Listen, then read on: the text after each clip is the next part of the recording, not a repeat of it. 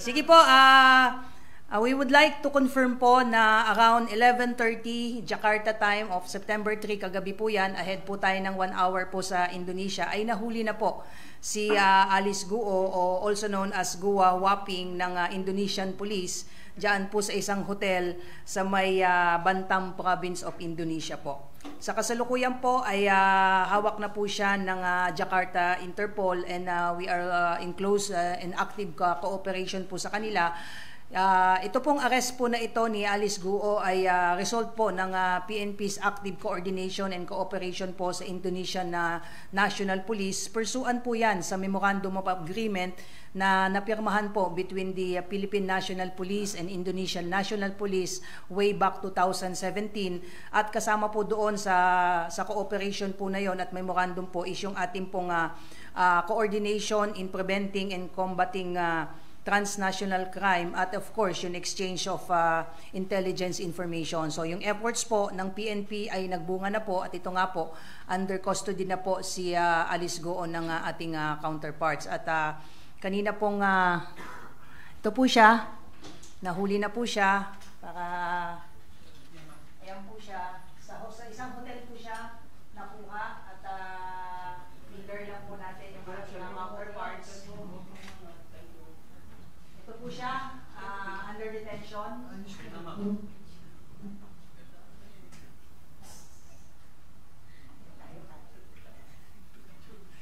Kaninang umaga po, mga around AM, ay nakipag-meeting po ang ating GPNP. I was there.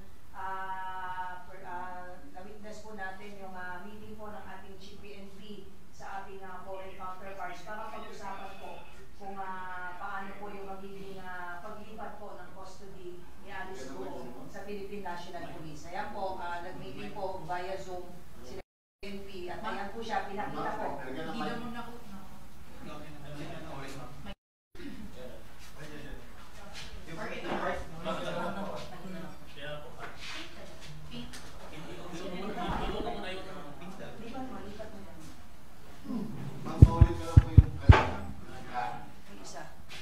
Ito po, yung mismong nahuli po si Alice Guo ng ating counterpart sa isang hotel po, dyan po sa Bantam, Indonesia po.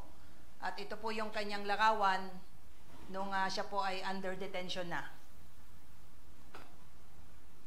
Mga around 5:34 po ito na nakuha po, based po sa timestamp po. Ito po yung pinakita po sa atin, yung proof of life, yung picture po ni Alice Guo habang nakikipag-meeting po yung ating GPNP kanina, mga around 8 AM po kanina, nakipag-meeting po mismo yung ating GPNP, yung ating SILG ay nakikipag-meeting na rin po sa ambassador para pag-usapan po kung paano po yung magiging paglipat po ng custody po ni Alice Guo sa Philippine government through the Philippine National Police. So ayan po siya, pinakita po sa atin mismo si Alice Guo po during the meeting po. So ayan po siya. Yan, naka-smile po siya. So, ayan po siya. Wala na. Ayan po siya.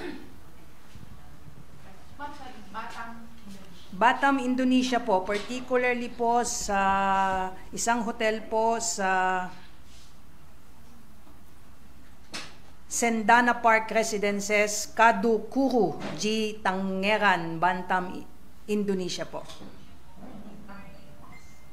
So, unang-una ay nagpapasalamat po tayo sa Indonesian National Police dahil po sa kanilang kooperasyon ay na finally ay nahuli na po si Alice Guo, at inaayos na lamang po ngayon ni na SILG at ni na GPNP kung paano po maililipat sa atin ang kustodiya po ni Alice Guo po.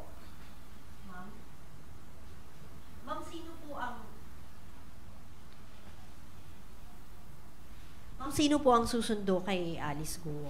Yun po yung inaayos ngayon, ma'am, kung sino po yung pupunta po sa Indonesia para po sunduin mismo itong si Alice Guo. Sa ngayon po ay nandun na po yung ating police attaché and personally coordinating po doon sa ating Indonesian counterparts to facilitate po yung return po ni Alice Guo po dito. So ang pinag-uusapan po kung yung police attaché na lang po ang babiyahe papunta po dito, but initial plan po is nag-uusap po si GPNP ngayon at si SILG, and SILG is personally coordinating with the ambassador so we could facilitate the smooth and proper transport po ni Alice Guo pabalik po ng Pilipinas.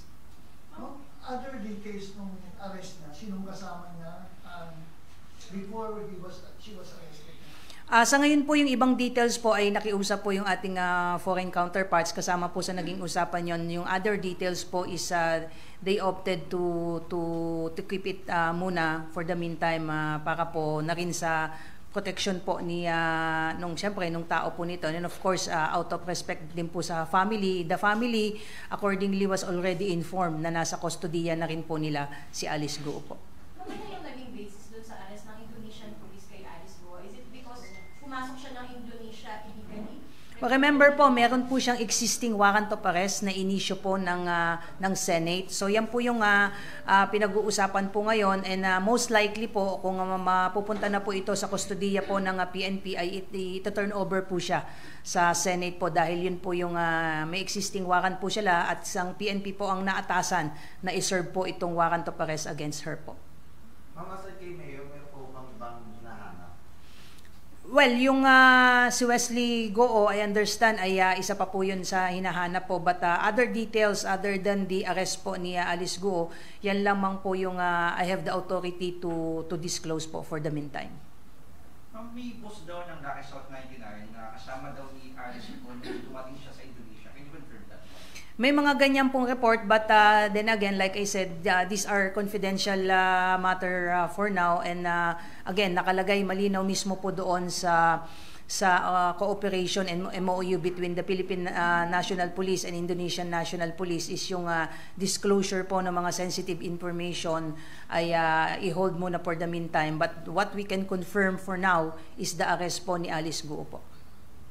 Ma'am, yung mga images ba na yan, live yan na nakukunan ni PNP Chief kanina? Or nakita niya sa... Yes, nakita namin. I was there during the Zoom meeting, and we requested na maipakita sa atin si Alice Guo at pinakita naman sa atin nung ating counterparts po. So initial messages or statement from Alice Guo?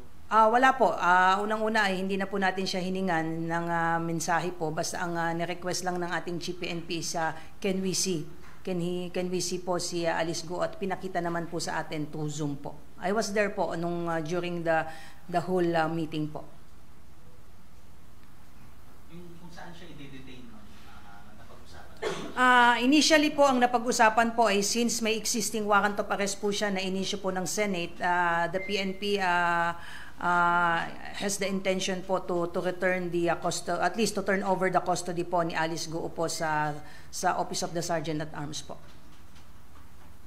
But just like ma'am yung kapatid na si Sheila nung dumating dito na turn over muna sa NBI for the filing of other appropriate charges, ganun din po ba mangyayari kay former Bamban Mayor Alice? Dito muna siya bago i-turn over sa Senate? But initially po kanina po ay sa pag-uusap po ni GPNP na SILG po, since meron po siyang existing warrant of arrest at naatasan po yung PNP, ay ito-turn over po siya immediately sa Office of the Sergeant Arms ng Senate, at kung meron pong mga kaso po na isasampa po, the PNP will be the one filing it.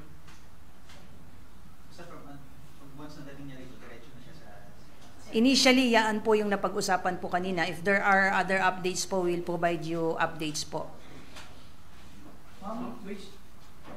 Ma'am, last week yung Senate commended ang PNP Intelligence Group for providing the information that led to the arrest of the two co-accused.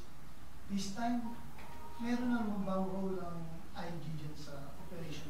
Malaki po ang naging role po ng ating intelligence group dito po sa pagkakahuli po. Just like yung nauna po na sina Cassandra Ong at saka si Sheila, efforts din po yan ng ating intelligence group dahil through our police attaché. At sabi ko nga, through the Memorandum of Understanding between the Philippine National Police and Indonesian National Police, ay malaki po ang naging papel po nitong MOU po na ito.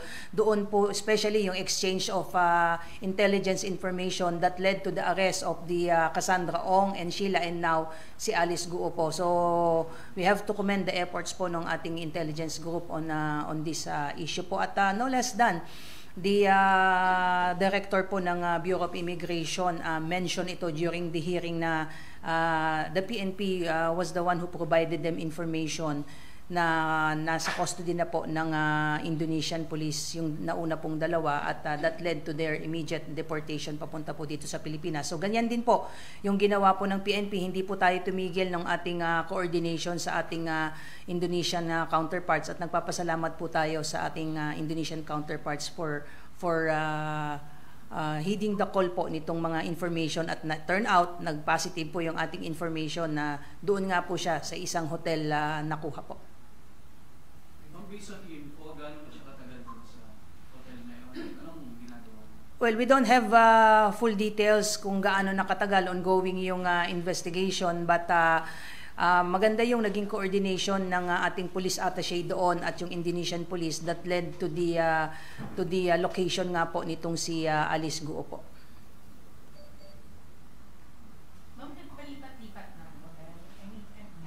No information about that po dahil ongoing pa po yung yung interview, at yung official reports po ay wala pa po sa atin. But kanina po, before coming over here, kausap ko po mismo yung intelligence group na nag-facilitate po, ay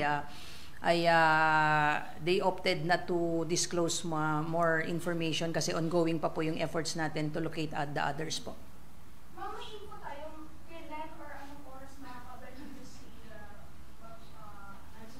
Yan po yung inaayos ngayon, ma'am, nila Chief PNP at ni SILG. Sabi ko nga, titingnan yung possibility that we have two options, whether yung ating police attaché na yung mag-escort papunta po dito sa Pilipinas, or it would be the SILG and the Chief PNP that will be traveling to Indonesia to fetch po si Alice Guo po. Pero wala pa pong final ngayon, but we will provide you details and updates po as soon as ma-finalize po yung travel plans po. Yes. The intention of the SILG and the Chief PNP is within the day is we can get the custody of Alice Guo po. Ma'am, sorry, na-establish na po ba kung paano nakaalis talaga ng bansa si Mayor Guo o si Alice Guo?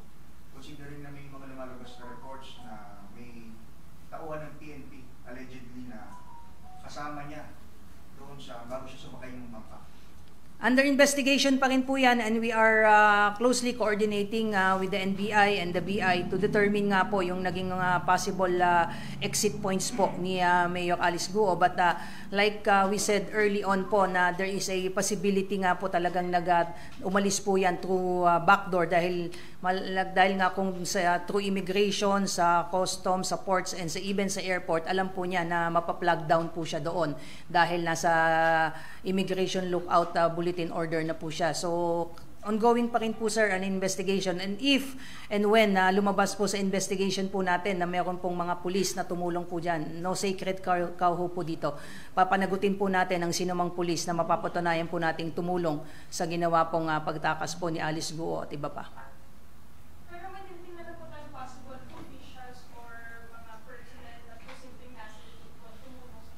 Sa ngayon ay wala pa po. Wala pa po tayong identified na possible involved dito po sa naging pag-alis po ni Mayor Alice Guo. At kung meron man po na nanonood po sa atin ngayon at nakikinig na meron pong information, iniingkayat po natin na makipag-cooperate po sila para mabigyang linaw po ito yung naging pag-alis po ni Alice Guo sa ating bansa.